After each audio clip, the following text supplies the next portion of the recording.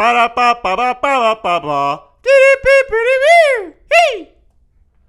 everyone. I have a guest on the podcast today. He's a comedian, a very funny guy, very cool dude. His name is Don Armon. Don, welcome to the show, man. How you doing? I'm good. I'm happy to be here. Thanks for having me. Thanks for coming, dude. Yeah, I appreciate you being here, man. Hell yeah. We were talking a little bit earlier, and you were saying how you're you like to jump into the basketball playoffs or anything like that. But you said you didn't have a team. Where do you grow up? I grew up in a few places, man. Okay. I'm a bit of a transplant. I'm a military brat, so that's what made me move around a lot. And then I also, on top of that, was in a single mother household. So when I wasn't with her, I had to stay with her parents. But I guess my home base would be North Carolina. North Carolina, okay. That's where my maternal side is from. That's where I graduated high school. Okay. So I kind of claim that, yeah. Okay. So how old were you when you moved there? Okay. I was born in California. I left prior to 1, so I don't even claim Oakland. But I was born in Oakland. Moved to North Carolina, Burlington, North Carolina. Between there and around 4 or 5, I was there. Yeah. Kindergarten, that's when I was back with my mom.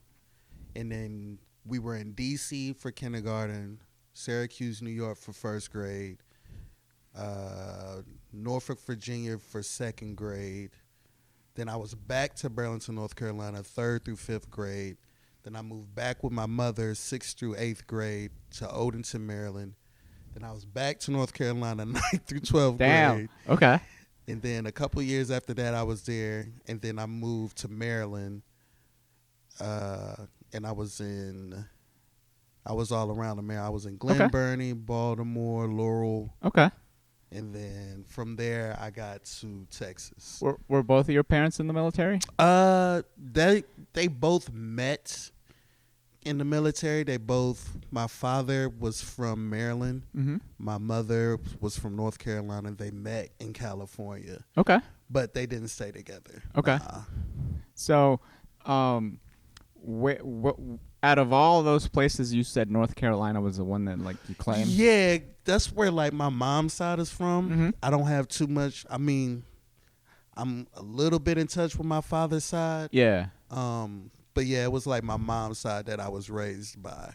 So I have more of a deeper connection with them. Yeah. And I went to high school there, and then I went to elementary school for some years in high school, and I still had those same friends from elementary school. So okay. Yeah. So you knew a bunch of people already. Yeah.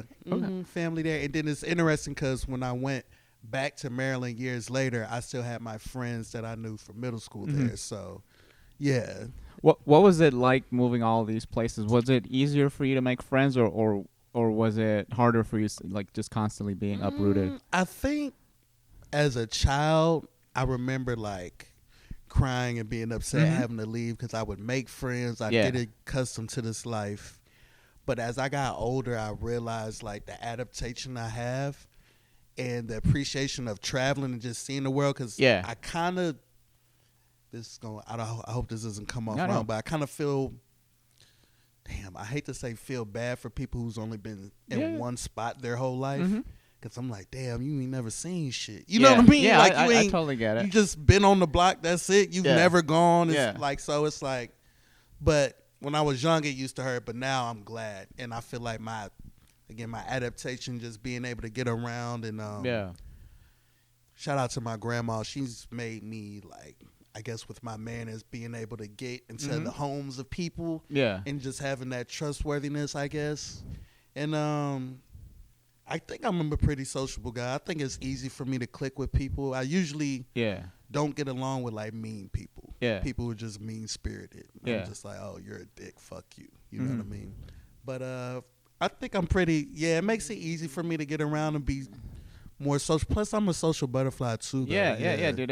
That's what I was gonna say, man. You're the guy who seems to talk to everybody. You go into a room, you're shaking hands with everybody. Sometimes. For the most part, for the majority, It's some people if you rub me the wrong way, I ain't got nothing for Screw you. this guy. Yeah, it is. And there's a few people like that where I'm fuck them.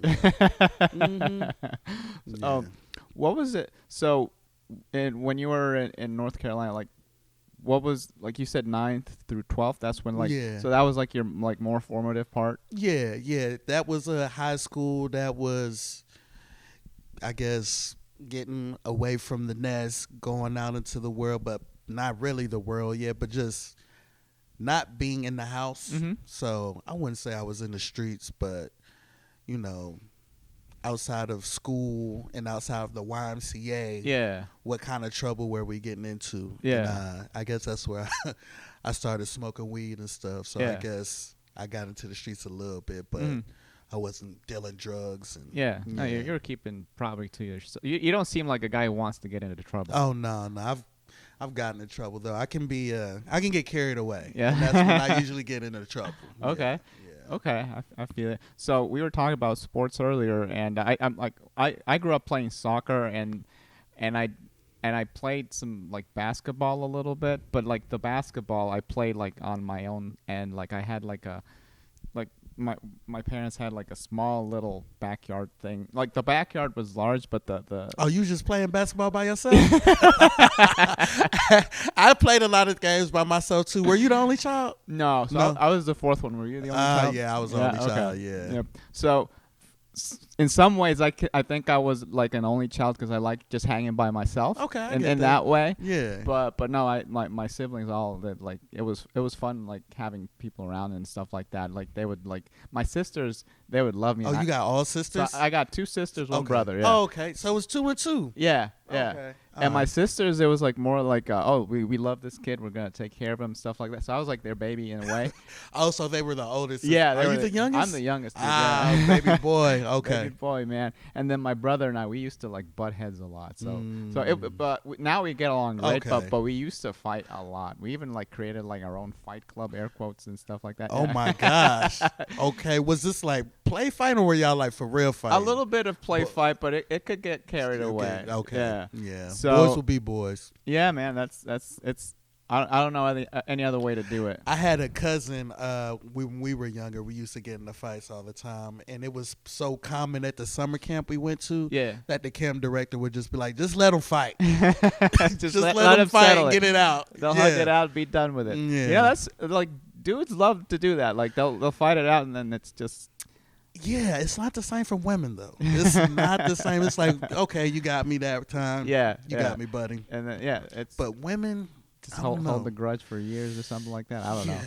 Yeah, women are a little tricky. So, where I was getting to, like, did you play any sports in high school? I never played on like a school team, but I always played on rec teams. I guess I just wasn't good enough for the school. But I played rec football, rec basketball. I played rec soccer 1 year.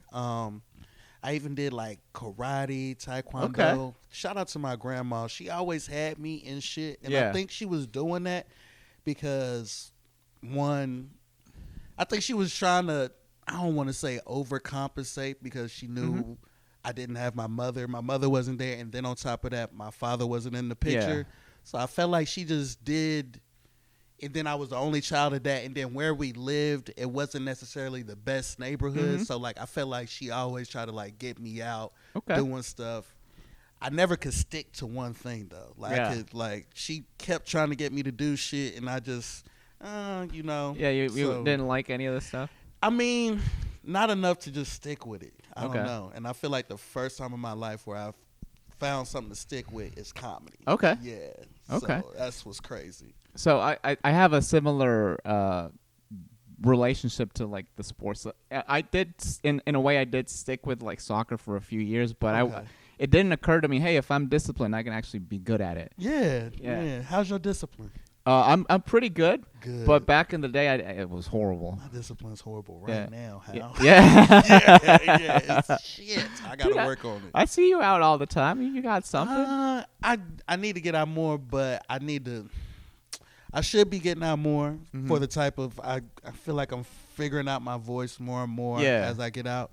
And I feel like I'm the type of comic where I got to figure out my voice on stage. Okay. Some comics is like, they can go be in the lab, get all their jokes, figure out everything. And I feel like the more I do it, it's more for me just about being live. Yeah. And I've been getting more into writing lately, trying to editing, and I'm working on a little project right now where I've got like all my audio clips from 2023 that I've recorded, and it's a lot. So like going back and listening through those, that's my project. And once I fast forward through all those, I feel like I can compile like a very tight set. Yeah. And by the end of this year, a goal of mine is like to have an official feature set, like a 25, 30. Yeah, man. Hell yeah. Set. Hell yeah, dude. That sounds great. So, okay, but so you're going around like basically transcribing your sets, though.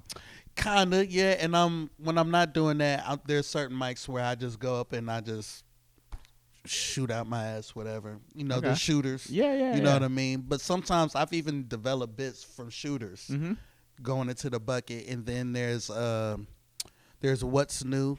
That's Colton. I don't know if you ever been in that mic. There. I went to the first one and never went back. Oh, okay. That's a good mic. I've gotten booked from that mic. Really? Yeah, it's something about the bucket and just riffing and coming up with shit off the fly. Yeah, it's fun, man. Yeah, and I think part of it has to do with like I have an improv background. When I was in Maryland, I did improv for like 7 years. Oh wow, that's a lot, man. Yeah. I went deep.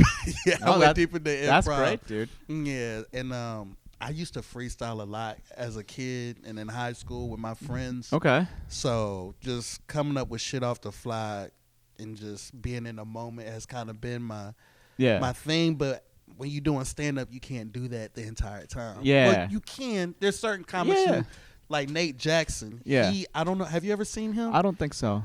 All right. So if you look online, you'll see that he's just got tons of clips, and a majority of them are just crowd work. Okay. So Anthony, my roommate, good brother of mine, we went to a show, bought tickets for us to go because it was around his birthday. Okay. And so he's on for an hour, but like 45 minutes of it, he's just crowd working. Really? It was only like 10, 15 minutes where he was doing actual material. Okay. So I'm like, damn, maybe, I mean, he's doing it. You know what I mean? Yeah. But I feel like there's times where,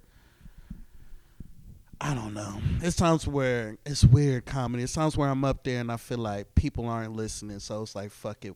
Why work on my material at all? This is the time to crowd work, connect. Yeah. But then there are times where it's like you got the people and you might draw a blank and you like, shit, this is the time where I need to have my material prepared. Yeah. So I figure it out more and more as I do it. Yeah, man. It seems like you got a good system though. Like you're going through your recordings and once I finish this project, the goal is to be able to daily write, and what I listen to from whatever mic I do that day, that night I play back, get rid of the tape, and prepare for the next day. Okay. Because right now I feel like I'm just catching up, but once I catch up, I'm like, the key is to take it day by day. Yeah. You know what I mean? Where I just made this joke today. Yeah. I'm gonna try it tonight. You know, so. Yeah. No, but I think that's great, dude. Like you're getting there once. Like it sounds like you got hundreds of recordings and you just got to go through them. Yeah, there are hundreds. I've had to delete them after I've been listening to them because I've had to create space on my phone. And at one point, I know I had over 170 recordings. Oh wow! So I'm like, fuck, dude, this is going. And they're like, some are like 4 minutes, some are 5, some are 10. I'm like, this is going to take time. Yeah. And sometimes after listening to the first, like, you'll have the first listen, and I'm like, damn, I need to re-listen. Yeah. And I don't know, it puts you in a different headspace. Yeah. Sometimes it's so cringeworthy. Oh, yeah. Where it's like, oh, my gosh, it just sounds like you're rambling. It doesn't even sound like you're just venting. None of it is funny. Yeah. Can you shut the fuck up? Where's the jokes? Yeah. You know, and then there's times where how I'm describing the environment, it kind of puts me back into that space and time, and I remember like connecting with certain people, coming up with jokes on the fly. So it's kind of like I'm developing my own little book on how to be funny on me, at least for myself. So I would recommend it for you. Any other comic too who's out there. Like, I got a lot of recordings. I definitely got it. So I try to make it a habit of like listening to myself after. So like, let's say I do 2 sets in one night. The next day I'm listening to both of those sets and seeing if I can either add something, or if it's just like trim the fat, or if it's just completely throw it away in a sense of like, okay, I like the premise, but I'm gonna go a different direction or something like that. Right. But so going back to you said you were doing a lot of freestyling and a lot of improv. So Was this all in North Carolina as well? Well, freestyling it started in. Shit, I mean, I was freestyling middle school too. Oh shit, so you're like a young little buck, man. Yeah, freestyling middle school, but I guess I picked it up more in high school. You know, be times with our friends outside of school or outside of the YMCA, because it's really all we hung out, the YMCA or school. So now we just, I don't know, we at the park or at friends' houses. In the meantime, it's like, you know, something about who could say the coolest shit while rapping just happened to be our pastime. Yeah. And that really developed in high school when we ain't had shit to do. Okay. We found ourselves freestyling like for hours. Was anybody like beatboxing or was it Sometimes it was beatboxing until we got to the point where it was like, no, put on a beat, like download beats. Okay. And then it started getting to the point where like trying to make beats and then figuring out who makes beats. And they're then, like producing stuff. Yeah, a couple of my good friends in North Carolina. I mean, I host music shows. I've been hosting rap shows for like, it'll be 2 years now. With shout out Floozy Inc. And I've heard rappers in Maryland, Baltimore, DC. I've been to a lot of shows, been involved in a lot of rap, and to this day, I think the best rapper that I've ever heard rap is like one of my closest friends from back home. Okay. Like I think I would put all my money on him versus the world. Really? Yeah, man. Okay. Yeah. And does he still do it?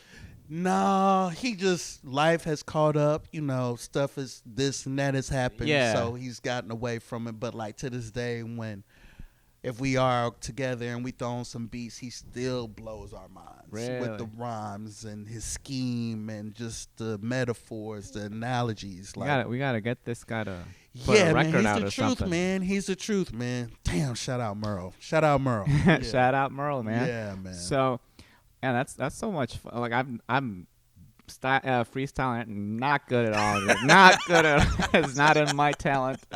Not in my talent Rolodex. There's some things that I'm not good at, sir, so I get it. I'm working on my discipline every day. I'm working on getting my ass to the gym. I hate the gym now. Fuck. Dude, you'll get there, man. It's just what I found is just do it like little by little, right? Like don't try to climb a mountain in the first day. Like just take a couple steps. Yeah. And then the easier it becomes to like form the habit. Once the important thing is the habit, because you can always do better later. But True. So just as long as you get the habit in, and then that's that consistency. Exactly, you get that consistency, and then you're like, okay, now I can actually like, okay, let's ramp it up a little bit. So that's what's worked. Have you ever been fat, Hal? You ain't never been fat. I've been fat all my life. I've been fat since I came out the womb. I swear, my mama pussy ain't been the same since. It ain't. I'm sorry, mama. I'm sorry, man. I've been fat my whole life. So I was a chubby kid. You were chubby? People when made you lose the chubby? So people made fun of me for a while. So I think around 14 or 15, I had a growth spurt, and I also started like being a little conscious of what I would eat. Because dude, like there's a picture of me like eating like a McDonald's burger. Like it's basically like I'm just like scarfing that thing like in one bite. And so I was like, dude, I love to eat. Like to this day, I overeat. I love eating too. Yeah, dude. To this day, like if I like during the week, I gotta keep an eye on what I'm eating. Because if not, dude, I'd be like a 500-pound obese man. Oh man, I don't want to be that. Oh yeah. Man. So I gotta keep an eye on it, dude. So, but I mean, you look good, Hal. Thank you, man. I appreciate. Like you say you're. I mean, you're chubby, dude. You're not. I got like titties, Hal. I got titties, man. I got titties and rolls, man. I do. It's okay though. It's okay. You'll get there, dude. I know you have. You do have consistency. It's just a matter of like the habit. It's all the habit. Like, hell yeah. Because I know like you're out and about doing mics all the time. It's just a matter of to go out for a walk for 5 minutes. Who gives a shit? You right. You're not wrong. Not wrong. You don't sculpt a body in a week. You know, like it's a matter of just building. You go it to out. the gym daily? I have like a sort of gym in my garage. Oh shit! He said I live in the gym. Yeah, I see. So, but before I Have you heard of like P90X or like these insanity videos or whatever? Yeah, I remember P90X. That was when, and then they be the intense workout. Yeah. You on a P90X? Yeah. Oh shit. Yeah, that's shit. I haven't heard of that in years. Yeah. That was like early 90s? Yeah, it was a long time ago, dude. Early 2000s? When was that?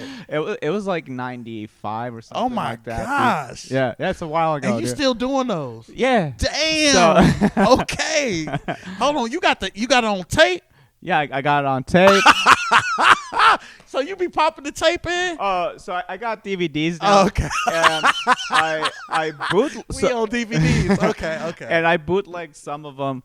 So I have them on my computer, right? So like I take my computer to the gym sometimes, or sometimes I'm doing it here in the living room, depending on what I'm doing.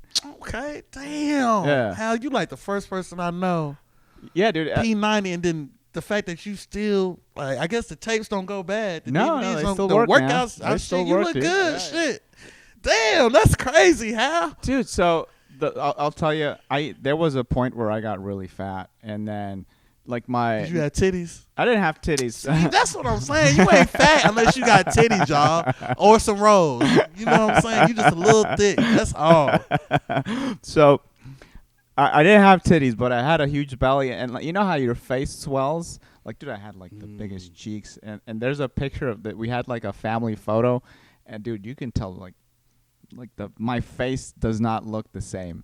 So there was a time we were just hanging out. I was drinking a lot at the time. I wasn't working out. I was drinking a lot. I was eating whatever. Oh, that boy was living life. Yeah.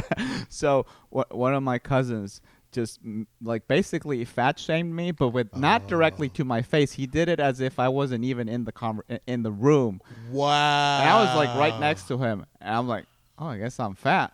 And like he used me as a reference as me being fat. I'm like, okay, I gotta do something. Okay. So fat shaming works sometimes. God, and I guess you don't have fat people in your family, huh? You were the only fat person? No, you were the only fat person in reference? In that room, I guess. In that room, okay. So my dad was pretty fat. He loved it. Like I get my appetite from my dad. Okay. So when he said that, I was like in my like early 20s at the time, and he said that, I'm like, okay, I gotta change my life, man. I can't be somebody's fat reference. Like, right. Yeah. That's some bullshit. That's some bullshit. It's gotta be somebody outside the family. You know what I'm saying? The neighbors. Did you see the neighbor's fat ass? I feel you. Can't be somebody fat in the family. That's crazy. My family is a fat family. Yeah. I got fat aunties, fat cousins. Yeah. But I also think that's just due to a trauma response. Okay. I think my culture, or at least the people in my culture, my people from their pain, they find comfort in food and in cooking. Dude, you guys make making great really food. tasty food. Soul food, baby. Yeah, so like, and just like whenever shit went left, it's like, let me fix you a plate. Let me, you know what I'm saying? So I think that was my people's way of dealing with their trauma and their pain. So yeah, and now it's just like learning to like, okay, I know you're hurting, but you ain't gotta cook you a whole fucking pan of cornbread. You know what I'm saying? Okay, you can eat a salad and go for a walk. You know what I mean? Walk that shit off. Don't eat it on. So yeah, so trying to reverse the fucking trauma and curses and shit. I get it, man. I get it, dude. Like you're gonna get there, dude. I feel the biggest thing is just what you eat.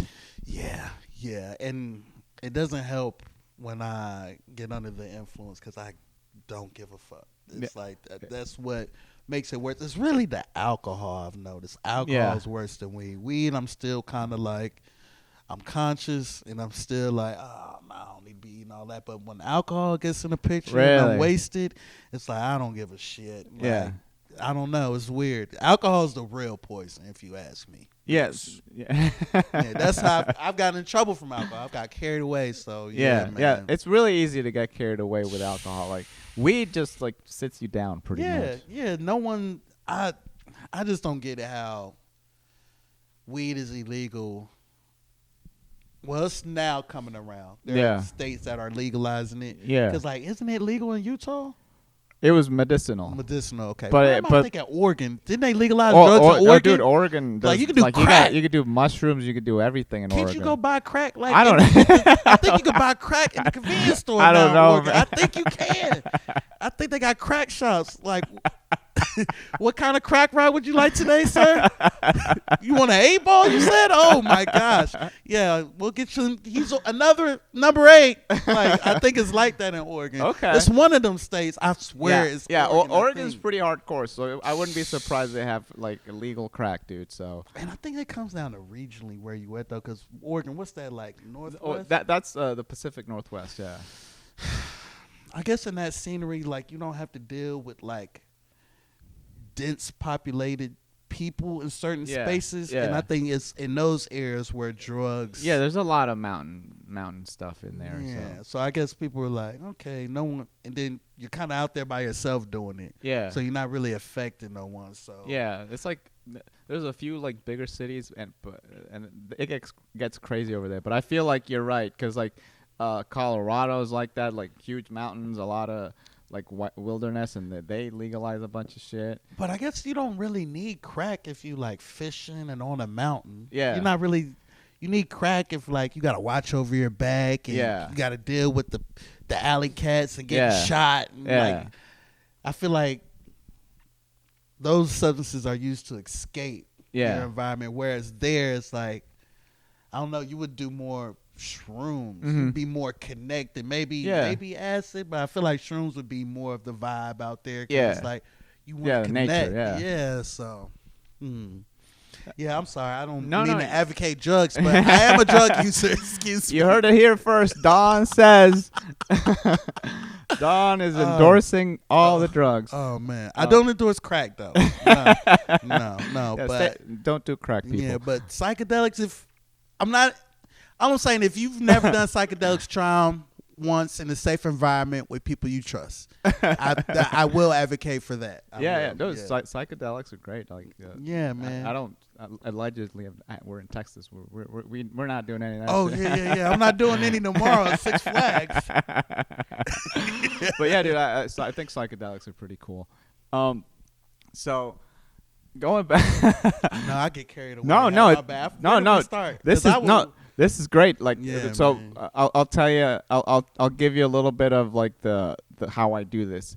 So I just go over like what your life was like how you grew up and all that sort of stuff. Okay. But if we go on a tangent, we'll go on the tangent. Okay, cool. And then whenever the tangent finishes, okay, I can always go back. Okay. That's Hal I've been doing this. Hal is true to this, not new to this, y'all. Yeah. So that's basically how I do it, right? So we were talking about freestyling, and your buddy, what was your buddy's name? Merle. He's like a baller, like he's the nicest with the bars. Superstar, right? We got to get him an album. Have him record something and put it out or something, dude. Merle, you heard it. So you're freestyling, and then you're doing a lot of recreational sports, but you said you don't like nothing sticks to you. Like I feel. Yeah. I mean, I played a lot of basketball in high school because like we was at the Y. That's the only thing to do. So I stuck with that, and plus my friends did it. But then we started getting into freestyling, and then I went to college. I always get ashamed mentioning college because of like I got kicked out. Academics. I was there. I did good when I first got in, but I just lost sight of why I was even there. Yeah. And didn't know what the fuck I was majoring in. I just knew like you're going to college, you're gonna be the first one to graduate. Yeah. So I was feeling that pressure. And that was my biggest that was my biggest mistake I ever made. I seen the damage it did to my family and the faith they had in me and how I didn't finish. And like I seen just like the hurt it caused them. Mm-hmm. And I wish if I could do anything, I'd have just gone back and not went. You know what I mean? I mean you could still do it. I could, but like I got it made up in my mind like I'm gonna die doing comedy. Like there's nothing else I truly want to do. Like I had this conversation with my grandma, and she was like, "You never stuck with nothing." I was like, "Took me 30-something years, but I found what I want to stick with." And she was like, "Well, I hope to see you achieve your dreams." You know what I'm saying? So that's great, dude. Yeah. So you and I have something in common. I was a horrible student as well. So yeah. I didn't get kicked out of college, but I finished because I'm like, well, I didn't know what to do at the time. So I'm like, well, what was your major? Computer science. Okay. Are you doing anything with that today? Yeah, I do web pages and stuff like that. So all right. So you using it? Yeah, I'm using it. Yeah. It's been useful that way. That's kind of how I like do work, and then I do comedy. And hell yeah, that's you living the dream. Shit. Yeah. Obviously, like you, comedy is my dream, man. So I want to switch it over. Hell yeah. But so as I was saying, you seem like you've always been creative though. So yeah, so like you're freestyling. Where were you doing improv? I started out. I was so bored. I was like early 20s. I was living in Glen Burnie, and I was just bored. I was going to work. This was back when I was a massage therapist. Mm-hmm. And when I wasn't doing that, I'd basically be with friends getting drunk. Mm-hmm. And I was like, this shit ain't it. I'm too young to feel like I don't have enough fulfillment. Most like people around me is like they're just fulfilled with going to work and getting fucked up. For me, I was like, there's got to be more than this. Like, I can't just go to work and just get drunk. You know what I mean? Yeah. And so I started looking for shit to do. I started looking for like auditions, like just things that just aren't ordinary or just like regular. And I seen auditions for improv theater. I said, improv. I looked at it. I was like, I can do this. I went and realized I was way in over my head. And they were like, hey man, if you're interested, you can take a class because you're not gonna make it on the team with that performance. I was like, yeah, let me take a class. Then the class turned into two turned into 4, until finally I was like at the theater almost every night of the week. It would be times where I was supposed to be in class or practice with one team, but I'm at a show on stage at the main theater, and like then I'm getting involved in drama because like you're supposed to be in practice, but I'm like, we're all practicing to be on stage. So so I got to the point to where I like got really good, and I was doing it at the Baltimore Improv Group Theater, and I started off. I'm trying to think. My first official improv team was, I think, La Raj. Shout out to La Raj. And then through other teams, and then being asked to play in with other teams. But then the team I guess I did the most, or I had the most impact with, would be Cakewalk. Shout out Cakewalk. And that was an all-black troupe from Baltimore. I performed with them. It's great to see them because now I miss that. Because I see them traveling and doing it, and I'm like, damn, if I had stayed, I'd be with them. But I also realized for the vision of where I want to go, like I have to strengthen my voice and work on my own voice. But I did improv for like 7-8 years. Yeah, started like 20. I think my first performance was in 2014 or 15. Okay. And then I did that all the way up until 2021. Yeah, so that's what, 7 years. Yeah. That explains why you like to you like to riff on stage a lot. Yeah, and just be live in the moment. I feel like my comedy comes from me just being in the moment, but like you got to have structure to that and jokes. You got to have material, especially if you're in a club. I don't know. I'm still trying to figure it out because I seen Nate Jackson, but he's kind of like just roasting the entire time. Like, I'm fucking, I don't know. To alleviate some pressure on you, do you think Nate Jackson has like prepared material that he just happens to do the crowd work with? I think some of it's premeditated, but I don't think all of it is. Okay. I think it is a little bit of magic. It's definitely, some of it is like, he does this so often, he's probably got like a loaded chamber of like just, he's developed tips or tricks. Yeah. But at the same time, I think with him, he has the skill set. Yeah. That's what it is. He's developed the skill set to where now, no matter where he goes, he's equipped, if that makes sense. Yeah, no, you know what I mean? I gotcha. Because he's doing this with different crowds, different people every night. But it's not the same content. Yeah. I mean, it's the same content as far as him on stage riffing, but it's not the same material. Yeah. So, and like I said, when I went to his show, he only did like 10 to 15 minutes of what seemed like material, and the rest of the time was just. And then you got like Matt Rife. Mm-hmm. Have you seen any of his stuff? I've seen a few of his. A lot of his stuff, his clips are. Well, then I'm also realizing comics aren't putting out. You can't put out your jokes because then you're giving away your material, so you got to put out and the jokes the riffing. The jokes that they put out are jokes that are topical. So it's true. So it's not, they're not putting out their like A material because they say it takes 7 years to find your voice in comedy. Hey man, whatever it is, it takes a while. I don't know. However long it is, I think it's different for everybody too. Yeah, it probably is because you got some comics who like just bust in the scene, come on the scene, and they've just boom. You know? So everybody's different. Everybody's voice is different too. Yeah, man. Just comes back to what you said, like just building that habit, staying consistent. Yeah. So to also like if you watch Patrice O'Neal do crowd work, watch him. So whenever he's doing any crowd work, it's like very artful in the way it seems like it's spontaneous, but he's going into his material. So.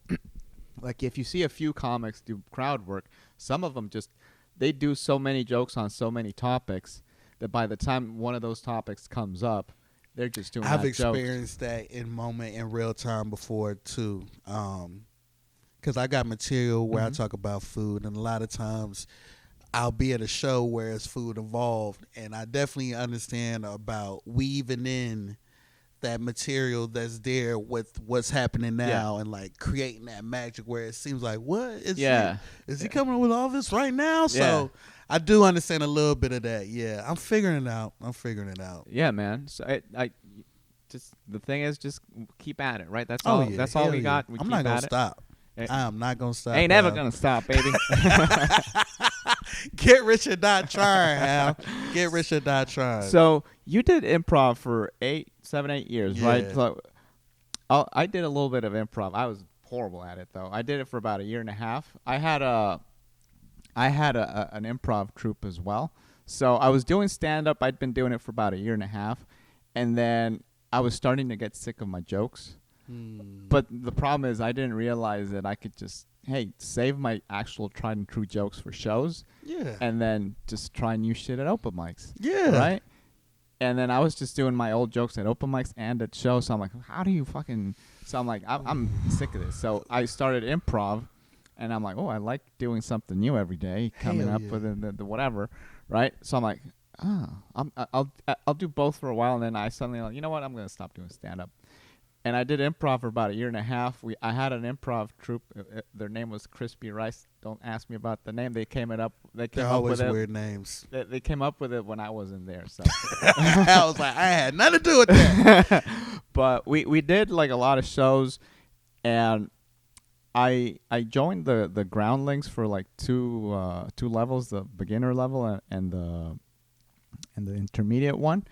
And what's cool about that one was like you get to do 2 classes a week, and I had the rehearsal, so I was doing improv 3 times a week, which was pretty good for improv because you gotta gather. It was a pretty big group too. We were like 8 or 9 people. Okay, that's a big troop. Like that's a nice size. Yeah. So gathering all those people together like every week consistently was really hard. Yeah, it was a lot of work, and eventually like the thing just broke down, and then I'm like, well, now I got nothing.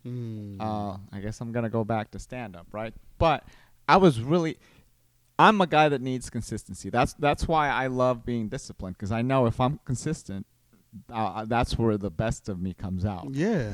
And I feel like you have like natural talent, and you do have consistency. So if you get that going, if you get those two like intertwined, man, no, you're unstoppable. I gotta get them intertwined. Okay. Yeah. You're getting there, man. Like I see you. I see you all the time. Well, I haven't seen you in a month, but but that doesn't. They didn't know that, Hal. They didn't know that. But that doesn't mean that you haven't been doing it. That just means that we haven't been at the same spot. True. So, because you said you were at Anderson Mill last night, and I was there, but I left early. Right. So and I got there late. So there you go. You were just because we didn't bump into each other didn't mean you didn't do it. So. True. Well, now the whole point behind that was that I lost it. It's okay. So anyway, it'll pop up. Yeah. So you're doing all this improv, and then at one point, and this is all Baltimore. Yeah, so I was all in Baltimore, but then I started going to DC, and what led me to DC, shout out to the Laugh Index Theater, was I signed up for one of their stand-up classes. Okay. Because I was doing improv.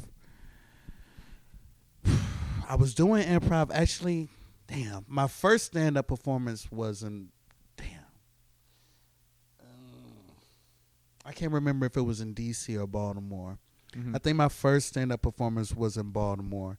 And that was me going to an open mic. Shout out Zissimo's. I don't think they run the mics there no more. But I believe that was my first time I did a open mic. And I was just like, damn. Like, I got comfortable with being on stage and doing improv. And I was like, I would take that laughter around my friends and stuff, and I would have them laughing, and it's like, damn, I feel like I could do stand-up. You know what I mean? I want to try it. Yeah. You know, it's different from improv, and I remember, like, trying to work out my jokes. I was like, I don't know what I'm doing. And I think the fact that I had my friends in attendance for my first performance, and, like, they were so supportive, and they was laughing, like, and their laughter was contagious amongst like, I don't know, I was hitting them because they knew my story, and it was like me just talking to them on stage, but it was hitting everybody else too at the same time, and it just was really positive feedback. And I was like, I'm gonna keep doing this, but I want to get better at this. So I signed up for a class at the Laugh Index Theater in DC, took that. Then some time I went around, and shout out to ASAP, which is Armed Services Arts Performance, and that's like a military ran organization where they work with veterans and family members and do comedy shows with them. And I had signed up for it. No, I didn't sign up for it. My mom had gotten an email about it because she had done service, and she was like, oh, shit. She was like, you like comedy, don't you? Ain't you doing comedy? And I'm like, yeah. And she was like, you want to look at this? And I looked at it. I was like, whoa, this is like a $2,000, $4,000 worth course being offered to me for free. Yeah.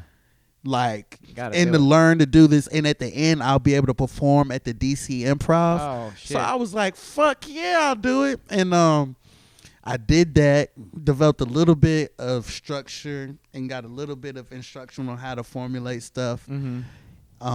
Need to implement that more. Yeah. But did the DC Improv show, and they, I guess, were invested in me doing it so much where they had asked me to do the panel afterwards. Okay. And I was like, hell yeah. But then they had Donnell Rollins, because he served in the Air Force and he's from DC. Yeah. He popped in. Yeah. And they were like, hey, do you mind if we just have Donnell do some time afterwards and we don't do the panel? I was like, I don't give a fuck. Yeah, that's Donnell Rollins for free. What? Yeah. I was like, you telling me I opened for Donnell? Like, that's what happened, because I went first on the bill. Oh, hell yeah, and he's going last. I was like, yeah, I opened for Donnell. That's in my mind. So, yeah, that was that. And I can't remember. I believe my first performance of stand-up was in Baltimore. Then I started in D.C., and then I went back to Baltimore. So I was in between those two a little bit. Yeah, I heard the DC scene is really, really good. Yeah, it is. It's a lot. It's polished. I put it like that. You can't just say the things you hear here in Austin. You can't take that to DC with. Okay. Like DC, like Austin's liberal, but like DC's like a different kind of liberal. Yeah. Where like, I mean, you've got people all over the world traveling through there, ambassadors, tourists. Yeah. It's a different. I don't want to say it's more serious. Yeah. I mean, the capital is there. Yeah, maybe that is the word. It's more serious. It's taken more serious there. Yeah. And I feel like the dust is still kind of settling here. And Austin is starting to make its own way, but it's still not completely. It's still, in some ways, it's still starting, right? Yeah, I feel like it's not all the way established yet, but it feels like it's getting there. Yeah. No, I completely get you, dude. Because when I was in LA, it was a little different in the sense of like, you can't just say whatever. At comedy clubs, comedy club open mics, you could, because they know that, hey, you're testing shit out, so you can do whatever, figure it out there, right? But then there were other places. If you just went to I remember I went to an open mic in it was like a hippie theater or whatever it was. I don't even want to name the theater. No shout out to these motherfuckers. I feel you. Okay. Okay. And dude, it was an open mic. And the guy before me started doing like a rape joke. Everybody clenched, like right? Like it was really bad. So they basically kicked him off the stage. So I got on stage, and I was doing some like religious material that was basically, I wasn't insulting every religion, but I was like making an observation about all of them.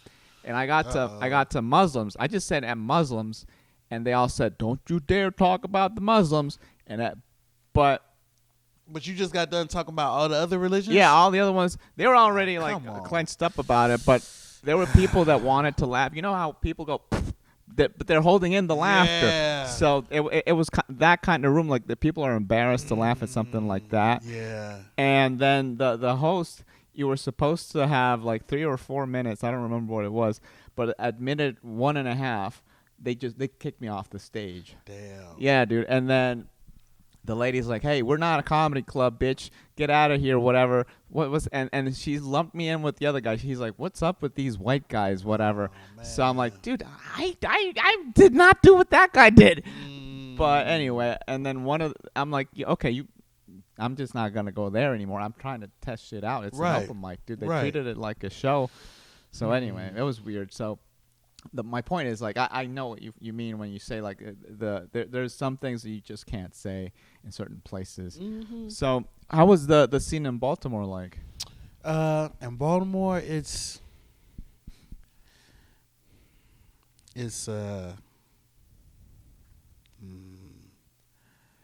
would say it's blue collar. Baltimore is blue collar. Okay. DC's white collar. Okay. Baltimore, and like, there are times where, like, you can kind of wear what you want when you're out in Baltimore, when you're going out to a club or a spot. Whereas in DC, if you're not wearing the dress code, you may not get in, or you may have to pay extra to get in. Really? Yeah. So just in those fashions alone, it's like Baltimore is a lot more, I want to say, lax, if you will. Yeah. And everyday people, where DC, more tours, more people with corporate jobs, and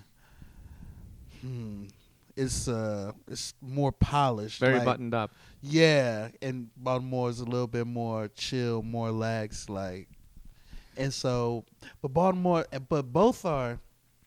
both aren't easy scenes, though. Yeah. Like, Baltimore is rough than a motherfucker. Like, and DC can be just as rough, too. Yeah. Like, so, I'm trying to think which one I enjoyed more. I mean, I did more comedy in Baltimore. I guess that's because I was just closer as far as distance-wise. Yeah, but I still traveled to DC and did comedy. How far was the DC? DC, where I was staying at, when I was in Laurel, I was closer to DC.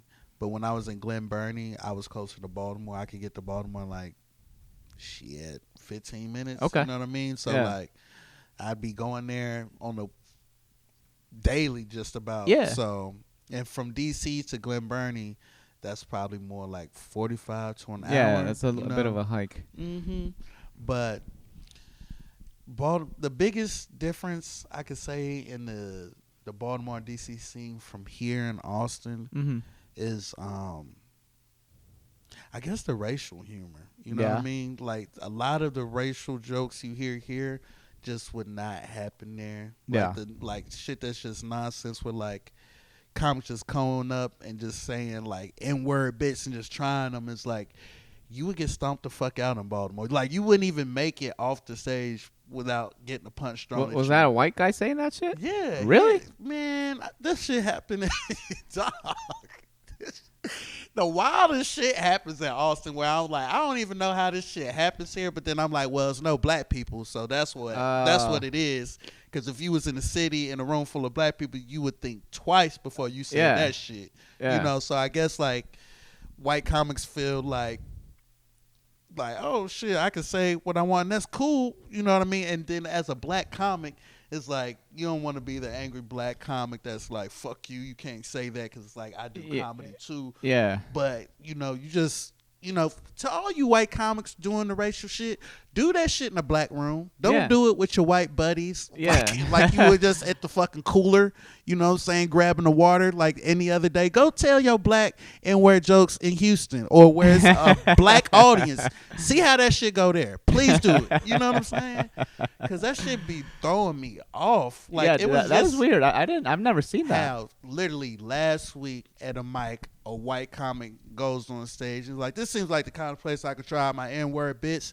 And it just seems like he just wanted a reason to say nigger in multiple times. Like back to back in a row, just like, and I'm like, dog, where is the comedy? Like, it just seemed like this was your outlet. And I think what disturbs me most about white comics wanting to do racial humor is like, do you not have anything going on with your life? Mm-hmm. Like, why do you have to go up and then, like, just try this N-word shit? I don't get the appeal. Yeah, that doesn't make sense. And then when they actually say N-word on stage, it just sounds so elementary. You know the word you want to say, just say the shit. Yeah. You know what I'm saying? Say it. See what happens. See if you get a punch thrown at you. Go ahead. You know what I mean? Like, I don't understand the fascination. I don't get it. I don't understand it. That's strange. So, like I've seen like white comics do like racial humor, but it's it's funny. Like, but I've also seen it's also like big name comics and they are doing it in black rooms, in white rooms where there's everybody that they're testing that material in that sort of setting. So that's different, right? Yeah, it's way different from fucking white ass Austin doing that shit in a room full of like. Bunch of honkies. I was gonna say that, but I just think that when white comics try to do racial humor, like you can't tell black jokes to a white crowd. Like you need to do that with a black crowd and see how it goes. Yeah, like there's no difference between you telling your black jokes in a white crowd than any dinner table in fucking Texas that you know what I mean. That is just a white family at like that's. I don't know. Tell us how you really feel. You know what I mean? Like, so, I don't know. That shit's bothersome. And, like, that shit just wouldn't happen on the East Coast in D.C. or Maryland. Yeah. Well, like, in D.C., it wouldn't happen because it's like, one, it's not funny. It's not polished. It's not politically correct. It's like, you're getting kicked out of here. And then Baltimore wouldn't happen because it's just too black, like, just too rough. Like, you can get choked. You got to get fucked up. We going to show you the N-word, motherfucker. Yeah, I'm going to show you the N-word with the gun. That's what you want to see. Like, so that's what happened there. So, yeah, man. Dude, that's crazy. I've never seen, like, someone, like, literally say the N-word on stage. Hell yeah, this shit happened last week, man. Damn. I guess, I mean, it's not. It was at Anderson Mill. Okay. Yeah, it was at Anderson Mill. Like, you know how dirty Anderson gets. Yeah. So. Right, but that shit, you hear that kind of shit too. I've heard jokes like that at Lucky Duck. Mm-hmm. You know what I'm saying? Yeah, motherfuckers saying all kinds of wild shit, man. I remember all right, so one of my craziest experiences I've had with dealing with racism here, like during comedy, outside of like real life world shit, because I experienced that on the daily, was when I was at a mic, and the comic before me, I came, like, it's still to this day, it's like I remember the shit he said. He was like, yeah, what's the deal with hanging scarecrows? As soon as we hang a spook, it's a problem. And I'm like, what the fuck? And then he's like, what's the deal with salt and pepper? Like, when you knock over salt, you're supposed to throw it behind you, but when you knock over pepper, it's just fuck that black shit, right? And I'm like, dog, what is this? Like, and I'm the only black person. I'm in the front row. I'm trying to be supportive of all the comics that's there. I'm just trying to get my face out, trying to do comedy. And like, and he's like, he looks at me and he's like, I was just trying some stuff, man. Like, I guess judging, like, was it bad? And like, I just didn't say anything. I just looked at him. I was like, I'm like, I'm not going to give you anything. Like, I'm not going to comment on it. I'm not fucking with you, your comedy at all. So I just, like, ignored him while looking. He was like, well, I guess taking back from you not saying anything, it wasn't good.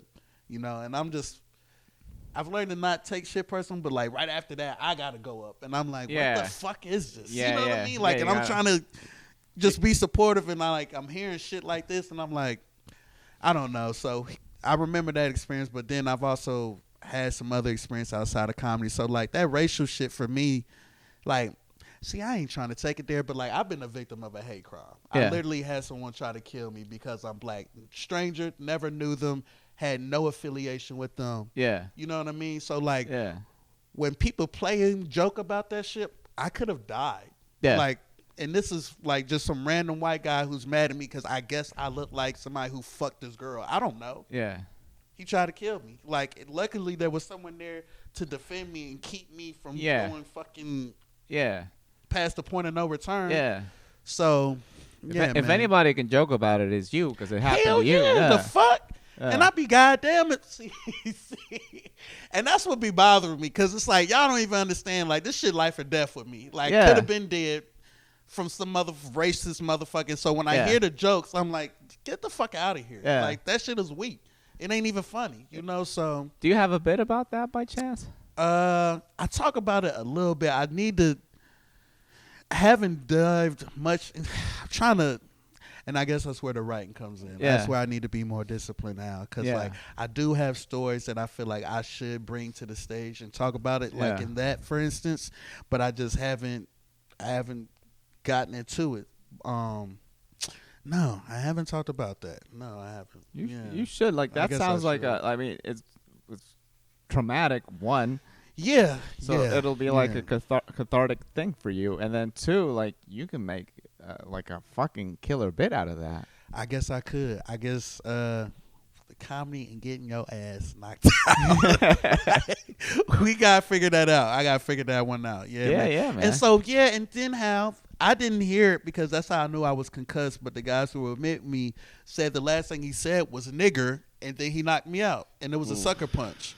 You know what I mean? So, like, it's a different connotation when I hear that word versus of course. When white comics are just like, let me play with it, and like, I was like, it was one of y'all who tried to kill me. Yeah. Well, it wasn't one of y'all, but somebody looked like y'all who never met me before. Yeah. So when I see guys using this word who I've never met before, I'm already looking at you suspect. Yeah. You know what I mean? I mean, there is a connotation to the word, right? Right. So. It's not. It's really, you're my pal, a brother of mine, term of endearment, or who's got the tar and feathers. You know what I'm saying? That's really it. It ain't no in between with that shit. Yeah. You know, so yeah, man.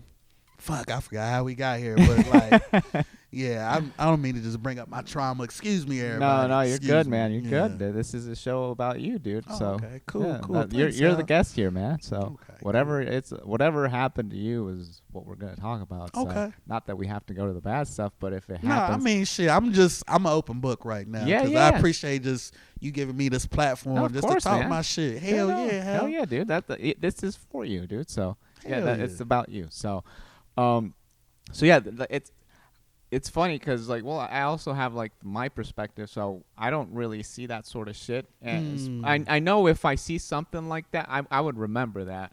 Because, like, yesterday I was telling you, like, the host of, I don't want to say the guy's name, but, like, the host was, I mean, well, Mike Hudak, he was talking about, like, last week someone did an N-word bit, and then he just kept saying it, and then he got the shit beat out of him. So, hey, don't do that.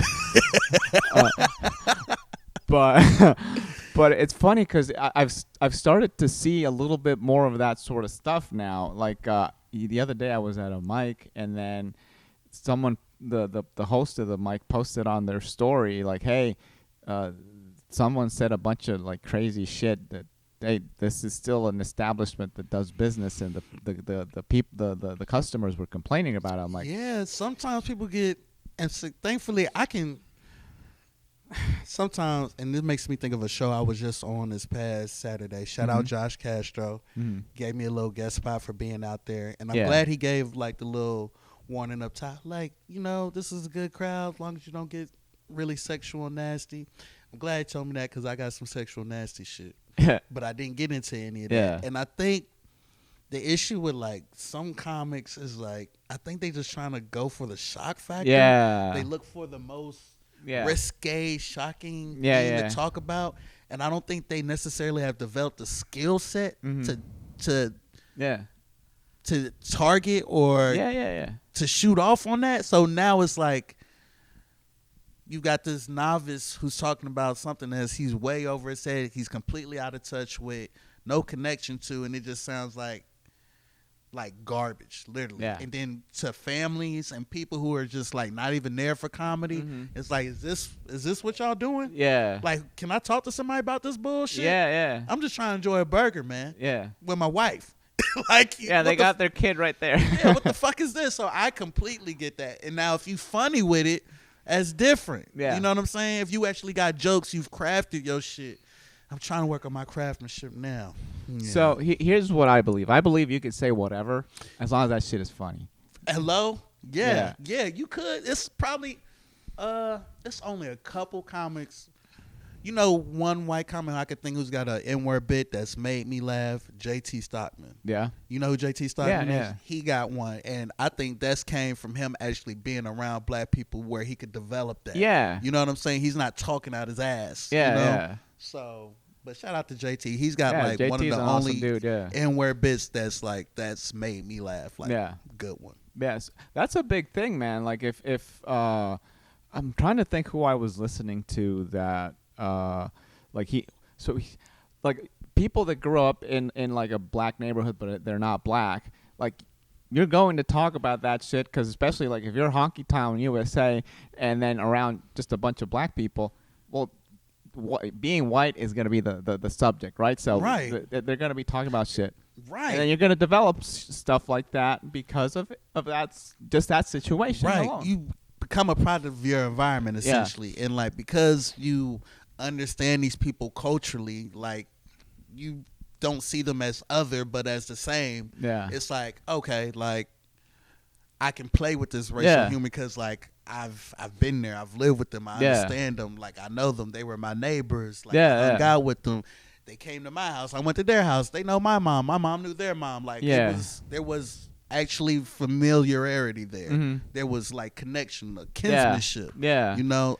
And I think with comics out here trying to do racial humor, I don't think they have that connection. Well, you know what I mean? So it's like how many black people are in this town, dude? This is ridiculous. That is true. That's very true. That's So very true. I'll be breaking my neck when I see a sister. Shit, where the fuck you been, girl? Shit, where you been at? Damn. So that plays a big thing, right? Also, the other thing I think is like, okay, try to. Like you said, a lot of people are trying to do like shock because that's the way for them to get a reaction, right? Right. But how about you work your shit out first, and then once you can actually like be funny with like whatever it is that's important to you, then you can take it to this other shock stuff. By the time you're doing it, yeah, sure, it could be shocking, but at the same time, it's funny. And maybe that's what it is, Hal. Maybe I'm just catching them when they first starting down there at the open mic, and they're like, "This is where I gotta try it out. Where else I gotta get it to the show?" So maybe I gotta cut them some slack. Maybe I do. I mean, but it's also, as a black man, it probably is a little weird for you seeing people do that, and you're like, well, what the fuck, man? Like, because it seems like they're doing it. Now it's time for me to walk away, go smoke a cigarette. Yeah. Fuck this bullshit. Let me go get a drink. Yeah, I'm gonna have to drink through this whole fucking mic. Yeah. So what I feel is like, at the same time, there's no other place to try that shit out, I guess. I don't know, but also like I don't know. Do you have to go to that straight on? Like. I don't know. I don't know, man. I am not white, Hal. I'm not. I've been called a white boy, though. I've been called an Oreo. Yeah. Really? The fact that I moved around so much and, like, I was in certain schools where it was, like, predominantly white, then I'd be in schools that was black. And then the fact that I was always from somewhere different, moving to somewhere different, it was like, where are you from? You're not from here. Yeah. You sound different. Mm-hmm. You move different. You talk different, you know?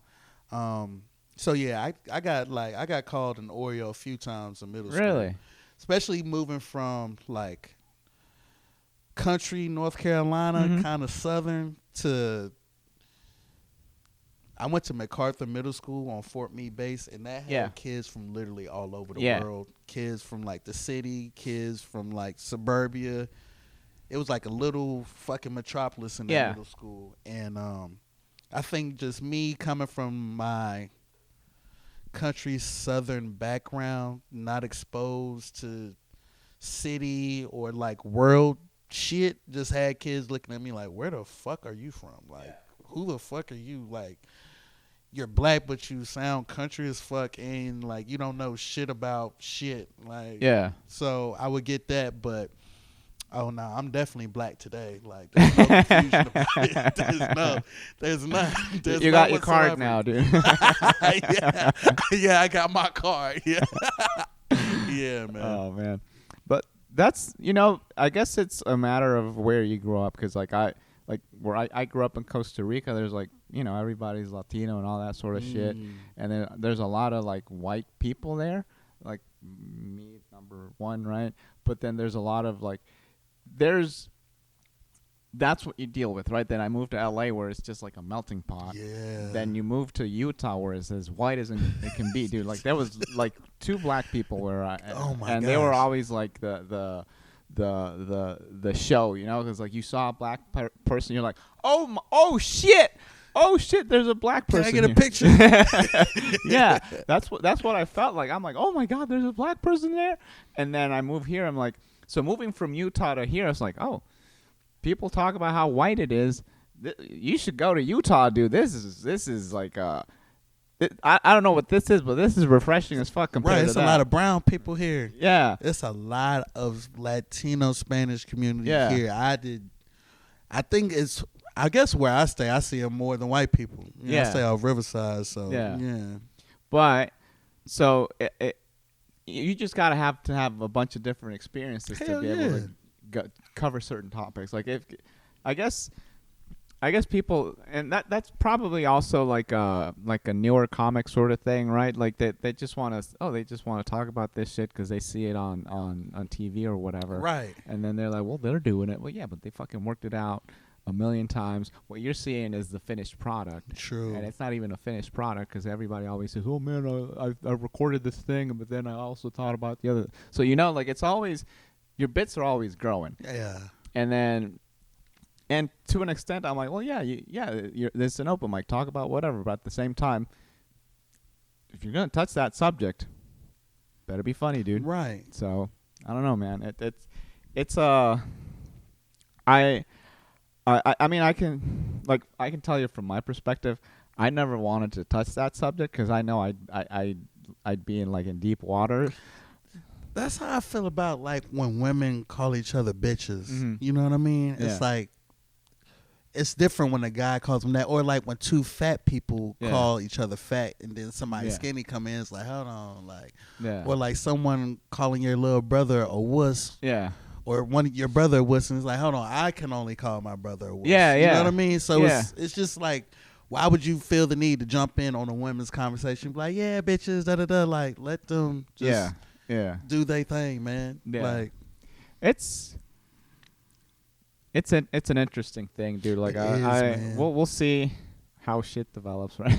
We will. But yeah, man. So you're in Baltimore and then DC. You're doing comedy in both places. Like, it sounds like you like Baltimore a little bit more, right? Yeah, just because it was closer. It was just closer, and I like DC. But the thing about DC is, like, when you would go out, it'd be like dress codes and then cover charges and shit. You'd be like, damn, I can't get in with some Jordans. What's the dress code? Like, you have to wear like suits and shit? Not suits. DC just like, man, you gotta look like you took some time to get dressed. Okay. Like, you gotta have on an outfit. Okay. Like, you can't look like you just threw that shit on. I can't go anywhere. Yeah, so like a lot of times the dress code would be no sneakers, no jerseys, no shorts, no baggy clothing, no sports team shirts.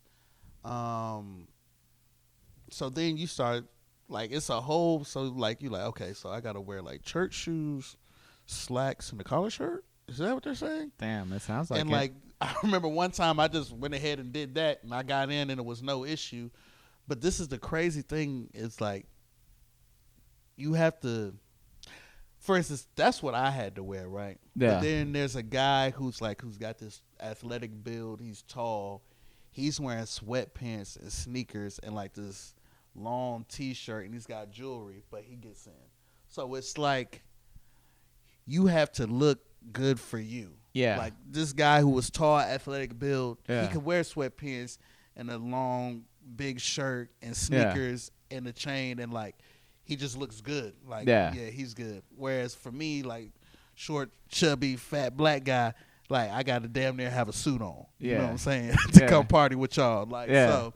Damn, you going to church or you going to party, man? Like, because it looked like I was going to church, low key. Yeah, man. So it's that's the part I didn't like about DC. Like, damn, y'all could just play with whoever and then motherfucker go come back and then you think he good. Like, nah, you still ain't good. So whereas in Baltimore, it's like, no, come on in, man. Like. So what was it like navigating that like buttoned up, polished thing to like Baltimore, where it was a little bit more blue collar, more relaxed? It would just have you wanting to go to Baltimore more. Yeah, you know what I'm saying? Like, damn.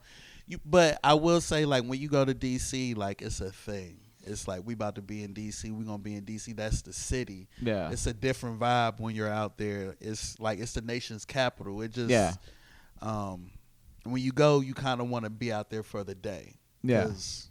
It's you can walk around. It's not as busy as New York, but it has just as much as to offer. You know, it's got the harbor. It's got like the museums. It's got culture. It's got its own music. I don't know if you ever heard of Go-Go. It's got that. It's got, I mean, damn, DC is fun. Yeah, DC is lit. I've always wanted to go there. You should definitely go, Hal. You should definitely go. Hell yeah, you should go.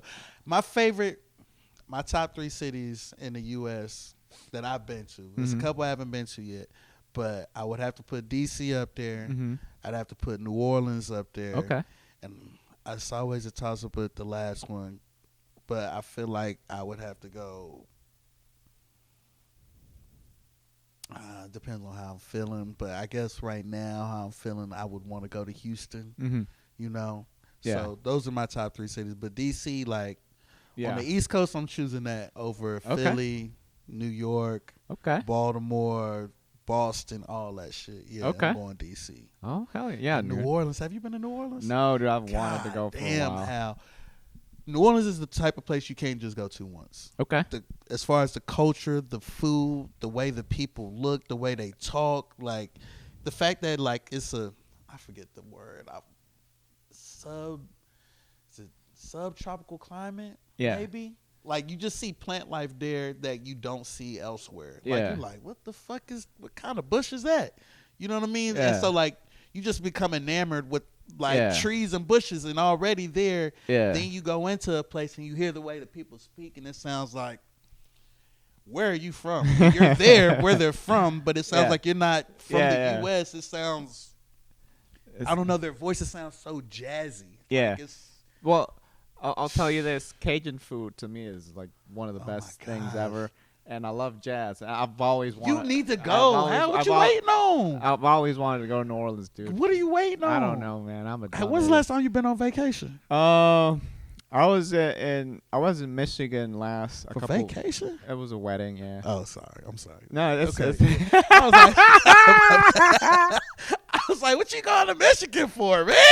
I was like, what's going on? I hope it wasn't a funeral. Damn. Okay, but it was a wedding. How was the wedding? It was fun. It was fun. Yeah, okay. It was good to see family. Were you in the wedding? No. Okay. I was just my cousin's daughter got married. Yeah. Cool. So yeah, it was that was fun. But yeah, like I don't take that many vacations, but I dude, I've wanted to go to New Orleans for a long time, and DC is one of those places I've always wanted to go. You and your wife just need to come up with a list of places, do some configurating, and just figure out what's at the top of that list, and just go, man. Yeah, man. So y'all gonna enjoy New Orleans. That should be number one. Yeah. Fuck that. So what I want to do is like these cities that I go to, I want to do comedy in them too. Hell yeah! Fuck yeah! Yeah. So that's basically what I'm waiting. I guess that's what I'm waiting for. Fuck yeah!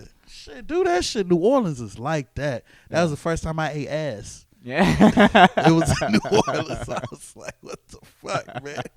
Yeah, I was like, yeah, man, I'm living a different life out here. That's awesome, man. Mm-hmm. So now DC, okay, that top 3, dude, that made me think, dude, because like I haven't been to those places. So what's your top 3 cities? My top 3, So that you've been to? That I've been to, I would say New York, San Diego.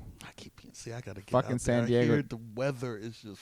Oh man. So dude, I as I mentioned to you before, I lived in LA, right? So I used to love San Francisco a lot, but the problem is like the homeless like problem there got really bad, and like the way they're getting crazy over there with all their politics and all that sort of stuff kind of like made me not want to be like visit there that right. often. I feel that. But I haven't, to be honest, I haven't been to any of these places post pandemic, so I don't know how they are now. But like physically, I love San Francisco. It's a great city.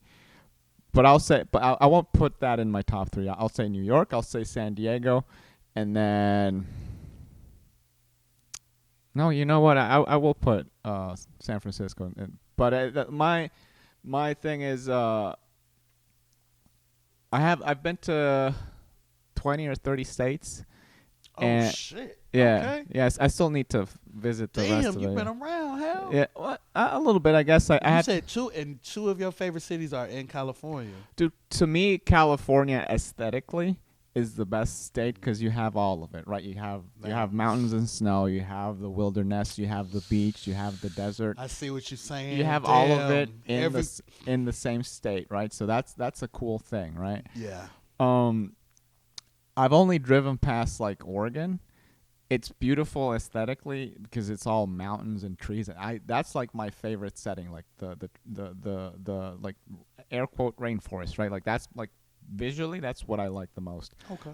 But I've been to Washington and I've been to Seattle. That was a fun city, but I don't know if I would say that's like a top city or anything like that. Okay. Yeah, you know what? I will say San Francisco pre-pandemic, it was really cool. I really liked it because it's. Have you been to San Francisco? No, I got to get back to California. It's crazy. I was born there, but I haven't been there since. And I'm like, I have to get back. Yeah. Like at some point, I'm going. Yeah. Yeah. So definitely. I would say visit San Francisco, San Diego. Visit LA just to see. I gotta see LA. Yeah. LA is one of those places where it's really cool.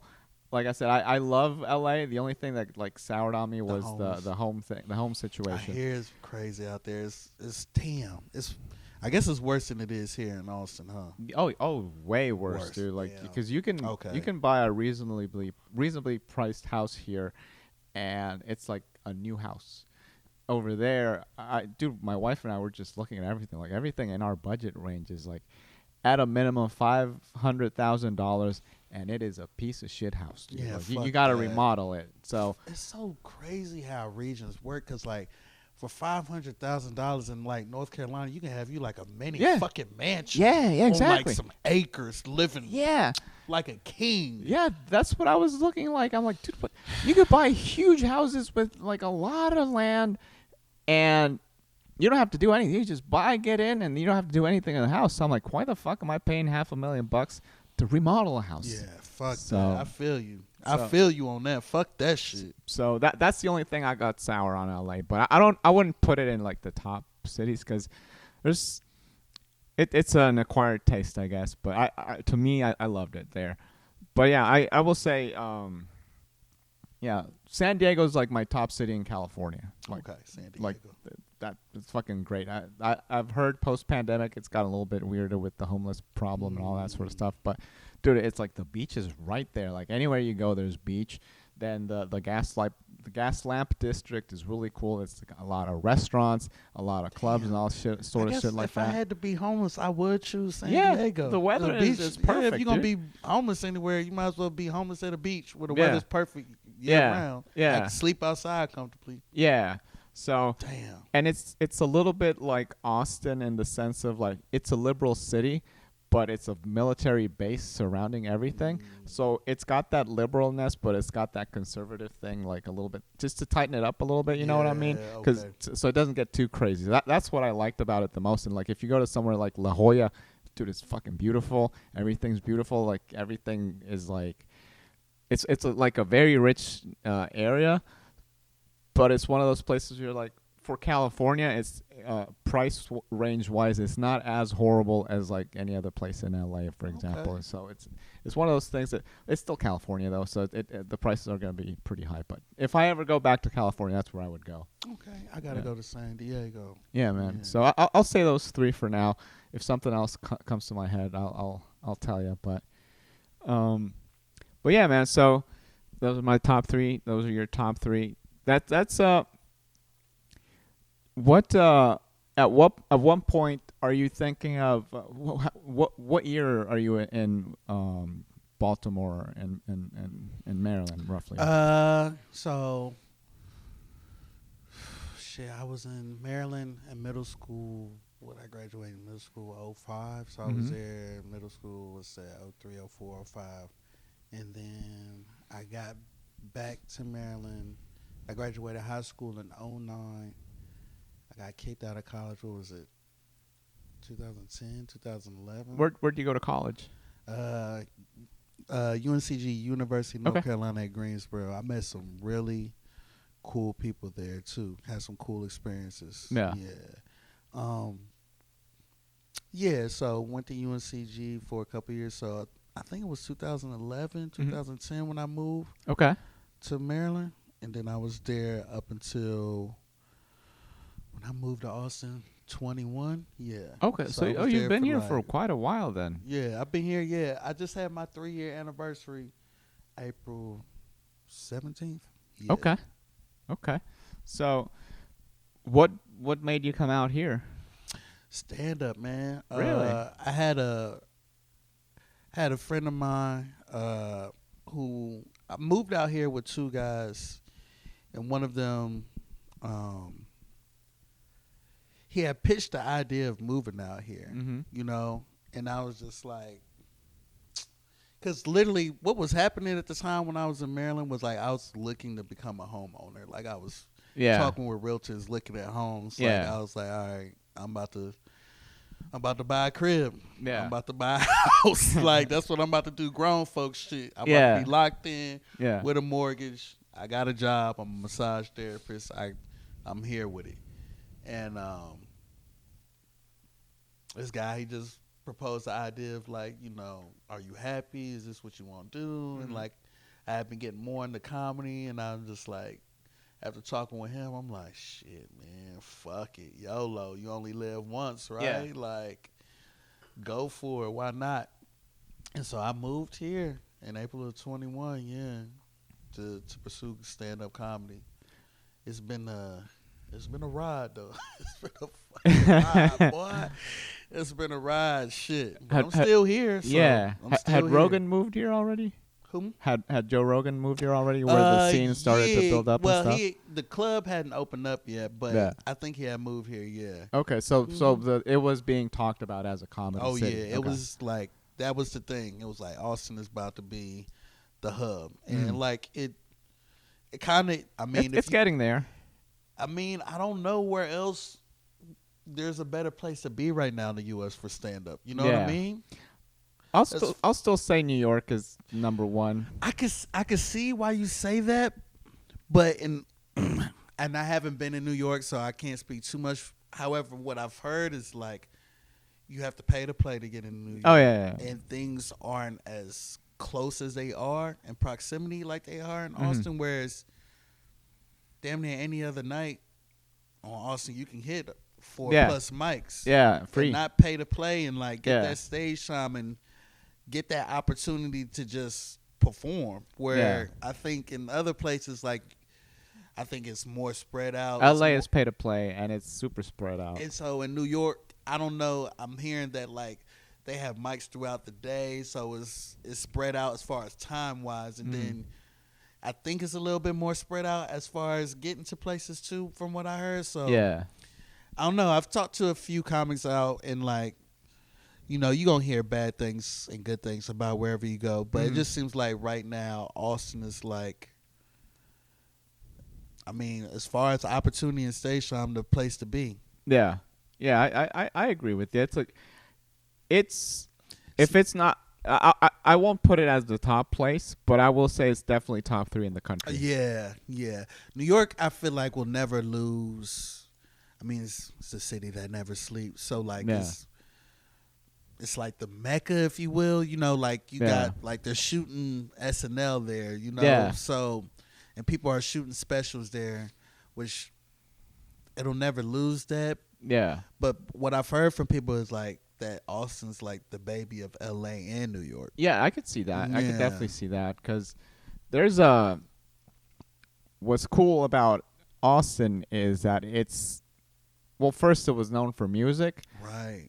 But I feel like comedy like overthrew that in a way. Yeah, it feels like now it's known for comedy. Yeah, well, maybe it's because we're comics too, though. That could be very true. Because I do know quite a few people who go out and do music events. Yeah, so I mean, it's still the place for it's still the musical capital, right? Yeah. So it's got that, but then also like I feel like it's also like known for comedy though. Yeah. So and there's a little bit like I around the scene, I see a lot of New York comics and I see a lot of like LA comics.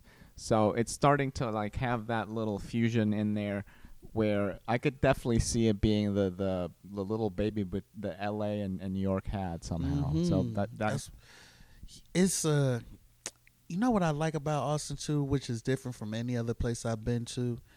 It's the fact that it's times where you're in the city, but it doesn't feel like you're in the city. Yeah. Because you can go just blocks away and you see people kayaking, fucking rope swinging into the pond. Yeah. You know, and then right over here, you got somebody on the scooter and you like, this motherfucker. And then you got traffic, and then you got electric bikes, and then you got skyscrapers. And it just...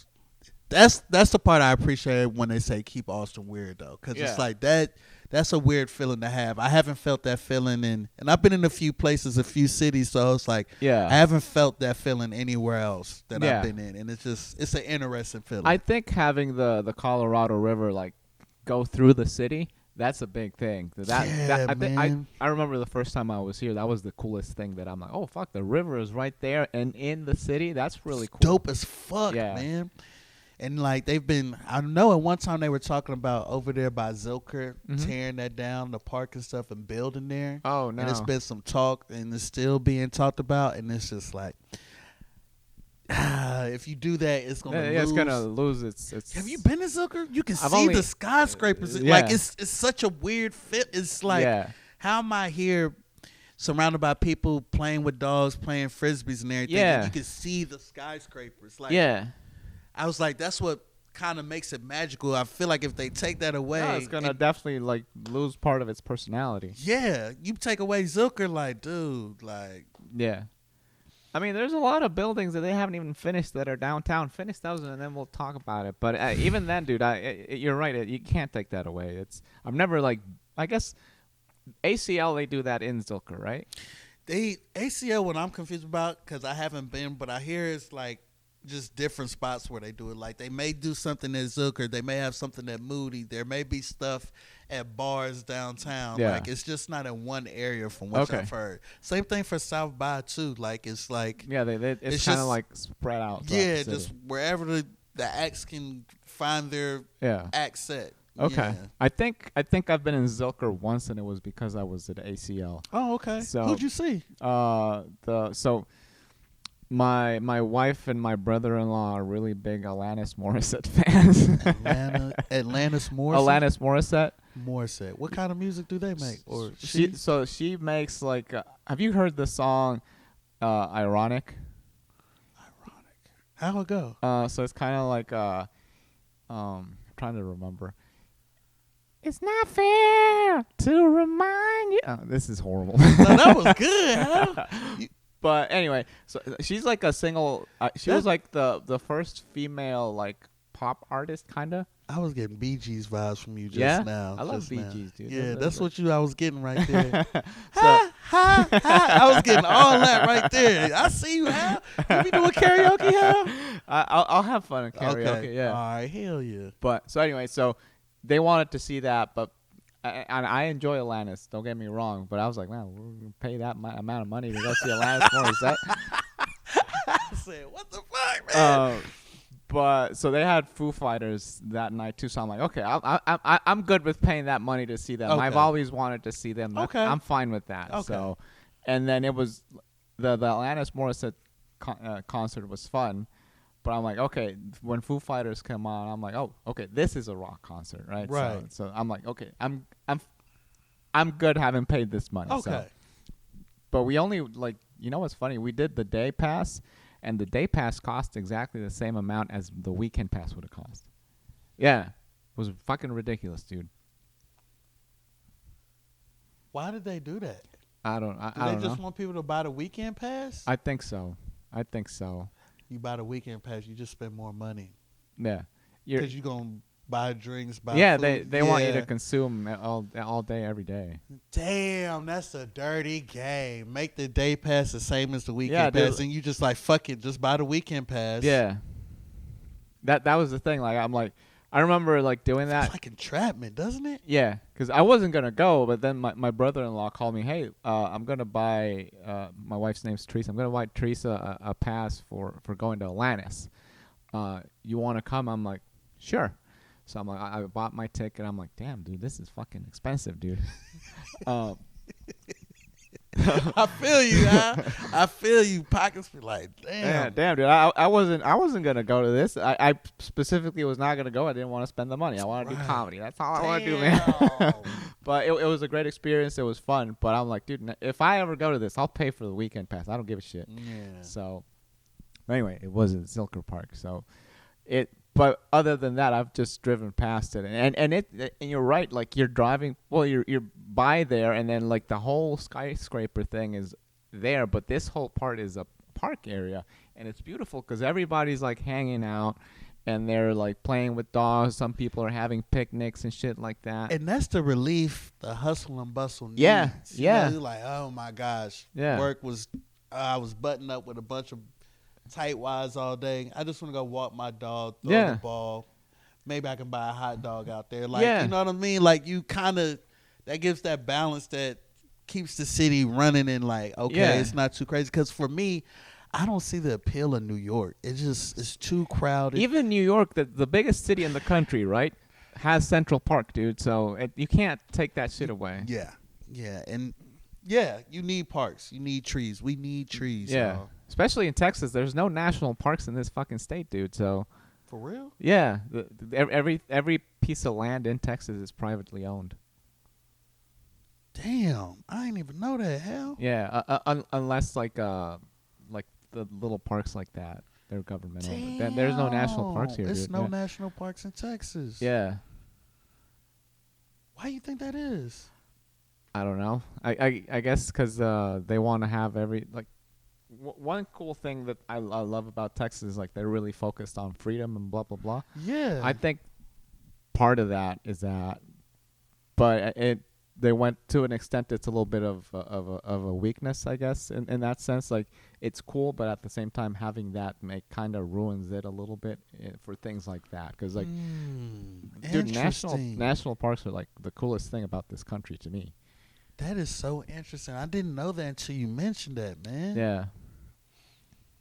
Texas is so big too. Yeah, you would think it'd be a few of them here. There's like little parks, in the sense of like they're state parks. State parks. But, okay. And then they're probably decently sized just for the sheer fact that Texas is the biggest state in the country, right? Right. So they're big, but they're not like a national park level, like a Yosemite or a Zion National Park or a Yellowstone sort of deal. They're not like that. That's so interesting. I did not. Damn, you learn something new every day, Hal. Yeah, man. So, yeah, dude. So you've been in Austin before you left Maryland, where you're like, I'm done with this city, or was it more of like a convincing thing that you really said? I was already at a point in my life where like I've started doing comedy, and it became like I was in the theater multiple nights out of the week, sometimes every night.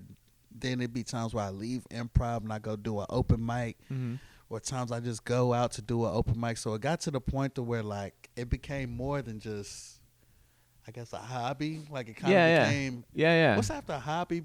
but not a job. I guess like lifestyle. Yeah, I don't know, like, because I wasn't getting paid. Yeah. But I was doing it. It was definitely every day. So it's like, but it was. It didn't. I mean, do you do hobbies every day? I guess people do hobbies every day. So, but you're right. It's not a hobby because you want it to. There's something professional about it, right? Yeah, like I guess it started out as a hobby and then it became a lifestyle. You know, I guess that's the best way I could describe it. Because like, if you going out and doing comedy every night or 4, 5, 6 nights out of the week, and like multiple times a night, like you're not getting paid to do it. It's like, it's more than a hobby. That's not a hobby. Yeah, so that's where I got with it, and then they got to the point to where I don't know. I just felt like me purchasing this home in Glen Burnie and being locked in with a mortgage, and being a massage therapist, like I guess I could have done that and seen where it went, but I was like, something tells me if I did that, I don't know. Something tells me like if I'd have done that, I don't know if I'd have taken comedy as serious because like I got a mortgage now. Now like you gotta, I have a home and like I'm just by myself paying for all this shit. So I'm just like, I'd have to take care of that home first. And I just think something about me being locked in there. I was like, I don't know if this is it. And so hearing my friends talk about moving to Austin for comedy, which I've been getting deeper and deeper into, I was like, I might as well move to do the shit then, you know? Yeah. And just only had one life to live, and like my biggest thing, Hal's like growing old with regret. That's my biggest fear. Like getting to whenever I kick the bucket and it's like, damn, like I was fucking with comedy. I thought I was funny. My friends told me I was funny. I wonder what would happen if I just stuck with it, you know? Yeah. Like I don't want to be that old motherfucker shoulda, coulda, woulda. You know what I'm saying? So I'm like, shit, fuck it, let's go after it. You know, let's get rich or die trying. And I can say if I died today, would I be happy? No, because it's still stuff I would want to have done. But I can say, oh, I was doing comedy. Yeah, like, there's no regrets. Yeah, like, you know what I mean? So that's what I want to live, a life with no regrets. No, I feel you, man. Yeah. I agree with you wholeheartedly, dude. Hell There's no, that's, I feel like when so here's the thing, like when I realized that I wanted to do something in comedy, like I got my degree, I started working in the field, and I was getting up every morning like, this is the rest of my life? No, man, just that work and just dude, I don't know, dude. There was no fun I was having. Like I'd go to work, I'd enjoy spending time with my coworkers. That was fun. Yeah, but when I got home, there was like some emptiness inside me. Like I'd come home, I'd play video games like for like an hour, and then I'd go to bed. That's all I did. Right. I got friends who do that, and like again, I would do that same thing. Go to work and then get out and like go drink with friends, and like I'm just like, this can't be it. But like I don't know. Some people they can live that life. And and it's enough for them. And like sometimes I envy that because I'm like, damn, I wish I could just. But then it's like something in me that's like yearning for more. I don't know. Yeah, dude.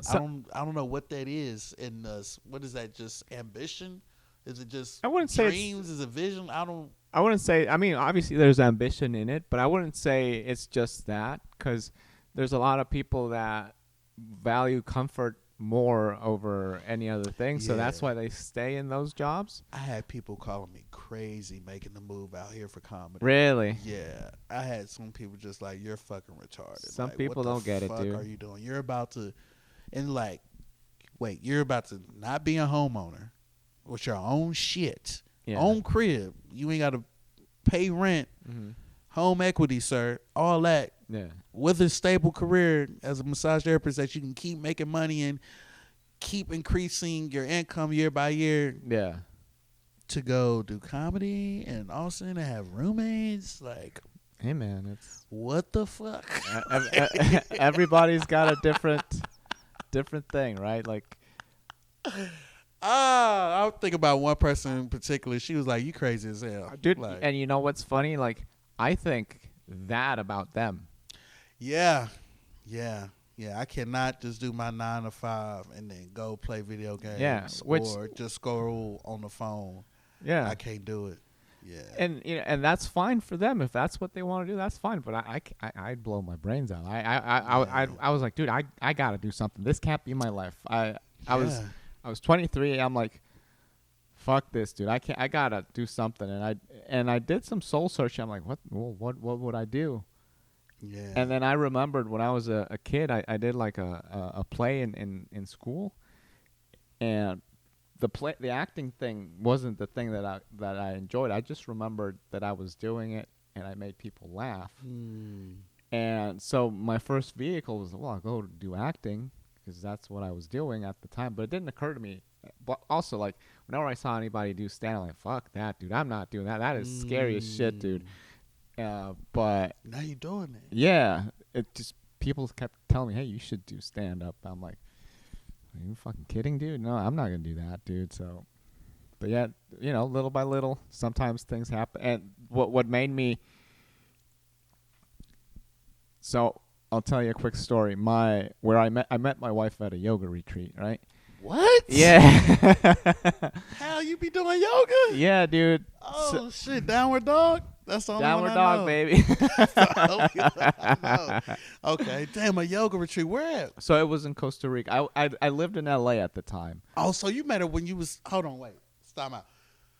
You lived in LA, but you met her in Costa Rica. So you went back home to Costa Rica for a yoga retreat. So there was a spiritual teacher that I was going to, and he was kind of like a coach in a way, but he was also like he did yoga and basically therapy in a way too. Dude, I was not having a good time in LA. I was like the least confident person you could ever see and things like that. So I'm like, I gotta talk to somebody.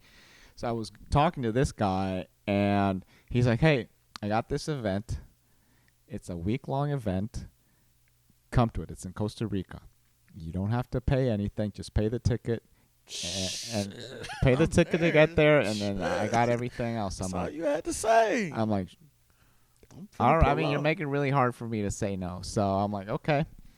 He made you an offer you can't refuse. Exactly. He's a gangster. He's a gangster, dude. Yeah. So I'm like, all right, I'll do this.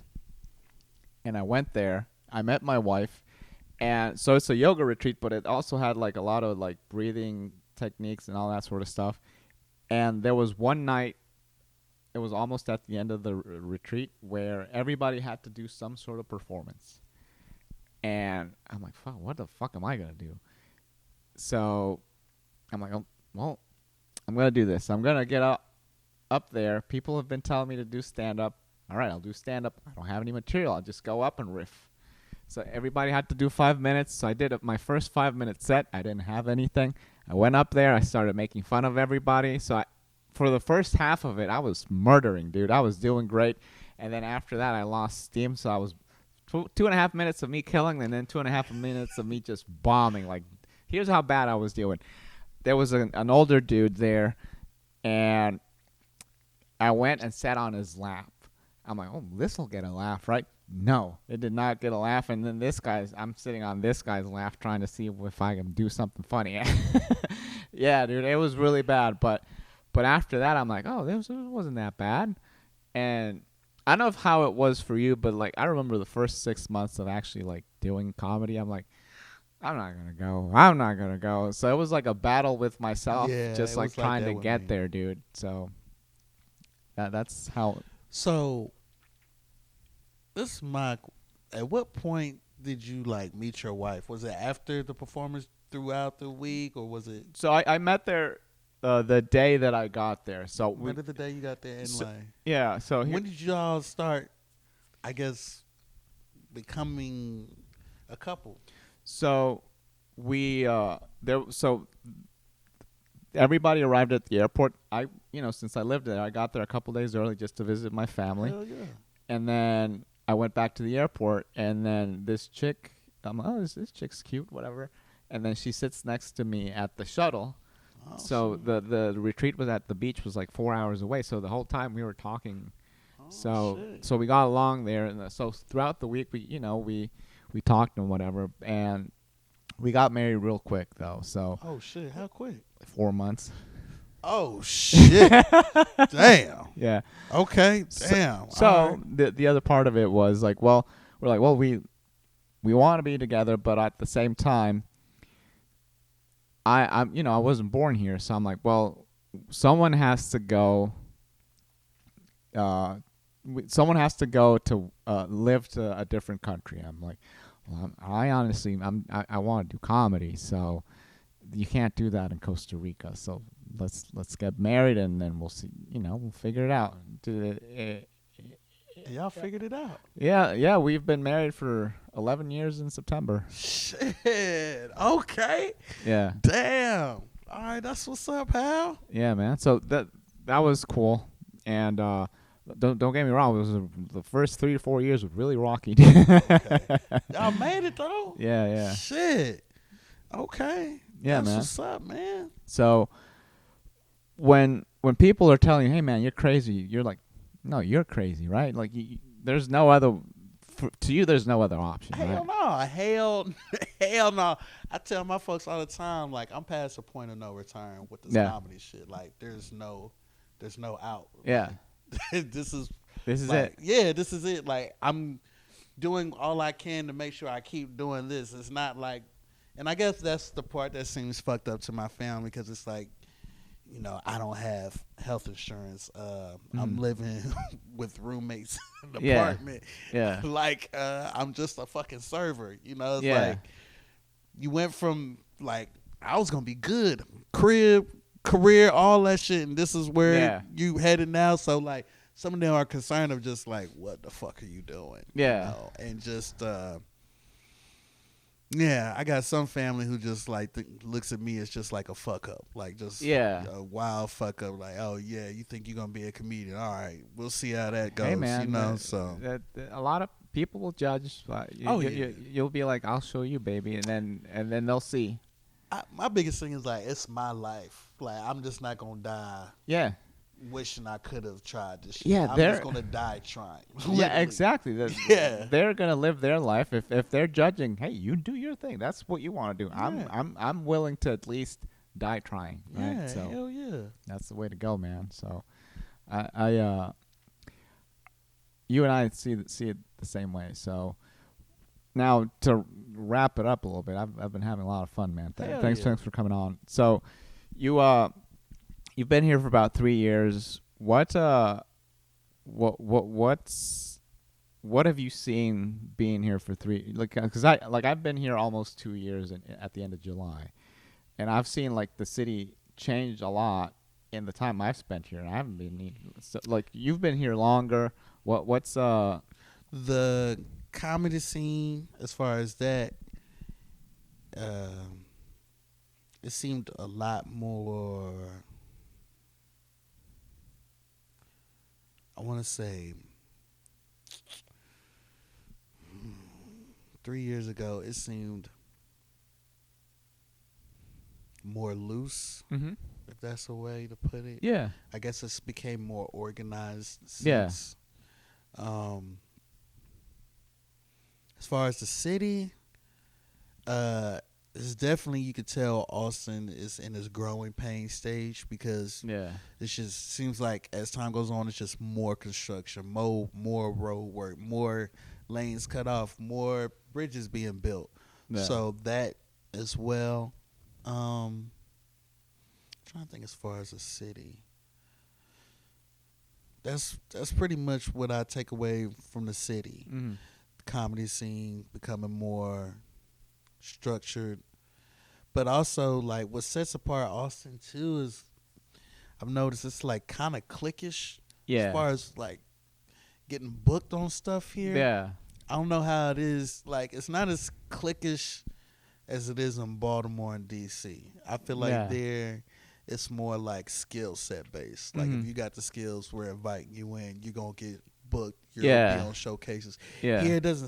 It seems more like there is a little bit of that. Friends. Like, and so the gatekeeping is what sucks here. But the good, on the other hand, is just the fact that the amount of stage opportunity that's available. Like, if you hit those stages, man, it doesn't matter about the gatekeeping, because you can go elsewhere and you can take your show on the road. Just work out in the gym, get your body right, get your content, get your set right. Yeah. You can take the show on the road here. Yeah. So that's what I'm planning on doing from being in Austin. And I guess for me, what I've learned personally, what I've seen change is I've learned more about myself and boundaries with people, because this is the first time like I'm out, not necessarily having a family or support system. Yeah. So being out in the world and interacting with others, you learn more about yourself. And I learned just things I couldn't do, things I won't have done again, things I won't do further in life. Yeah. So just being here, I've definitely grown, and I feel like I've evolved as a person from being out here. Yeah. And that's like something you can't do in your comfort zone. Yeah. You know, like I wouldn't have been able to grow like I am now if I was still in Maryland as a homeowner. Yeah. With a career. Like just life experiences that I would have never encountered, you know? Yeah. So something about like that growth and development and truly expanding your horizons and just getting out and seeing shit. Yeah. That is, it's priceless, you know? Damn, what was your question, Hal? Shit. No, you answered it like. I'll keep going, man. No, but now that you brought that up, but did you ever think about getting like your massage therapist license here? I thought about it, but the thing is, I would have had to retake the nationals here, and like I went to massage school like 8 years ago. I had teachers, instruction, all that. So trying to go back and learn how to do all that shit on my own and spending that time for that just seemed like, well, didn't you move out for comedy? Yeah. So you gonna use your time trying to get back into this shit, hit the books? And like, I'm guessing it takes a lot of time just to like the. Yeah. Were you exhausted by the end of the day? Yeah. I'm like, I ain't trying to do all that shit. You know what I mean? Yeah. And then like I did my run with massage therapy. Like, would I do it again? Yeah, but like I had to get licensed to do it. So I was just like, I'll find something else to do. I feel you. Shit, serving ain't bad. Like, I'm making pretty good money. I've been doing this same job for the years I've been here. Yeah. And I'm all right. So, you know, it's not the end all be all, you know, but, you know, it helps me get through to keep doing comedy. So, yeah, man, that's what matters at the end of the day. Hell yeah, dude. So, I was gonna say like, hey, maybe I'll be a server. I don't know. Nah, Hal, you got a degree and shit, man. Work that shit. Hell yeah, you finished, so you putting it to use. So fuck yeah. Yeah, man. But anyway, dude, I really appreciate you coming out here, dude. Hell yeah, thank you for having me. No, man. Of course, man. It's been a blast having you on. Has man. been. Thanks for being on. I appreciate it, dude. Yes, sir. Thank you. Oh, before we go, what is there anything you want to plug? I know comics are always pushing their socials. You can follow me on Cash App, Zelle, PayPal. I'm Don Armon on all platforms, but yeah. How do you spell it out? Oh, DonArmon. Okay. Don Armon. Okay. Yep. What is your social too? You can find me on Instagram. You can find me on TikTok. You can find me on Facebook.